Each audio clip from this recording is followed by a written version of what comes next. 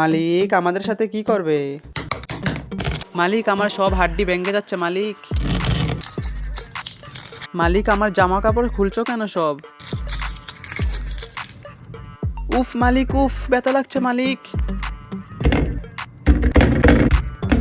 ও মালিক, তোমার বাপের কি ডিম বেশি হয়ে গেছে? ও মালিক, শরীরটা জ্বলছে তো। মালিক আমাকে কাটছো কেন? আমি তোমার কি ক্ষতি করেছি? কি জানি মালিক কি বানাবে বুঝতেই পারছি না। মালিক আমাকে ছেড়ে দাও, আমাকে আটকে রাখছো কেন? এ কি মালিক, জলের অপচয় করছো কেন?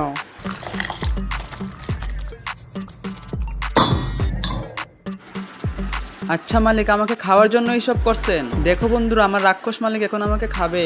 তোমরাও খাবে নাকি? কমেন্টে জানাও।